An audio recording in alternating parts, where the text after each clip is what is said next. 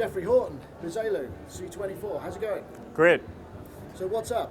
So basically I'm here at NAMM showing the C.24. We've been constantly refining some of the parts and we're getting close to finishing manufacturing. So is that final packaging?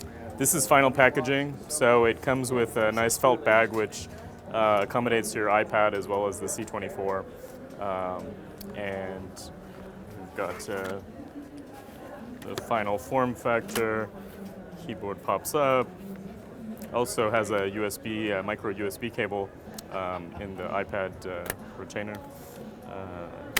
So just a quick recap, what C.24 offers the sort of traveling iPad musician. Yeah, so it's really the first keyboard that's designed for iPad. So it's the same size as a second, third, or fourth generation iPad. It's wireless, so it's the first Bluetooth low energy wireless MIDI keyboard. And you can connect directly with any of the iOS 8 apps that are supporting Apple's BLE MIDI. So GarageBand, Korg Gadget, Korg Module. So it's kind of a first look at how accessories for iPad for music will be in the future. And this is a metal base and... Yeah, it's aluminum base, plastic parts otherwise. It's a really interesting keyboard mechanism, isn't it? We have a lot of interesting technology. So the feel of the keys is not using any springs, it's using opposing magnets. So there's a magnet in the underside of the key, and then there's a magnet bar that moves into place. And when you press a key down, the magnet in the underside of the key is actually, as it gets closer to the magnet in the magnet bar, it's creating force, and that creates the feeling of the keyboard. Oh, interesting. And then we have a PCB in the front of the keyboard which has optical emitters and detectors. And so we're not using any switches, you're actually using light to measure the key travel, and that generates polyphonic aftertouch and velocity and other information. There's some pretty unique engineering going on here then.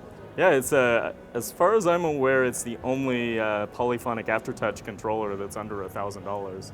So, are you considering rolling out that technology into larger format stuff?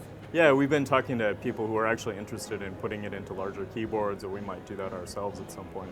Oh, cool. So you've got packaging. What else is new? Where are we going to be able to get it? Get it online, or where can people get this? Yeah, you can pre-order it on the Miselu website, miselu.com. It will be in stores probably in March of this year. And you said earlier you were also involved in the definition of the new kind of Bluetooth MIDI. Right. I'm the chairman of the MIDI Manufacturers Association Bluetooth Working Group. So we're working with Apple and other partners to standardize the transmission of MIDI data over Bluetooth Low Energy.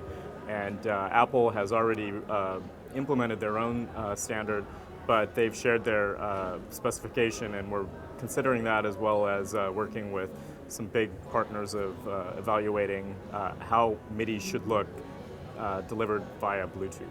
And how's that going? Because I mean, we all hear the sort of legendary stories how the big three just got together and it happened in kind of a week or whatever. I'm exaggerating, but it seems to be the whole new MIDI definition thing seems to be a much slower process. Yeah, it's going well. Apple's proposal was a good starting point. I think there's some concern over jitter and latency, and specifically timing, like MIDI beat clock, MIDI time code delivered over BLE. Those are challenging. But we're having a meeting here at NAMM with AME, who's kind of the Japanese version of MIDI Manufacturer Association, and we're going to be discussing our current status and getting input from them on what they'd like to see in the standard. So the challenge is purely software in that instance, or does the hardware? Yeah, well, there's a connection interval. So Apple has defined with iOS 8 a 15 millisecond connection interval. So your latency of the keyboard is basically going to be about 1.5 times the connection interval. So if we can get the connection interval down, technically with Bluetooth Low Energy, you could get down to 7.5 milliseconds, and then you would have a much lower latency. And so we're basically working around those issues. Okay, well, good luck with that. So where can people find out about the C.24? Our website, miselu.com. Yeah, I think that's pretty much it right Good now. place to start. Jeffrey, thank you very much. Great. Thank you.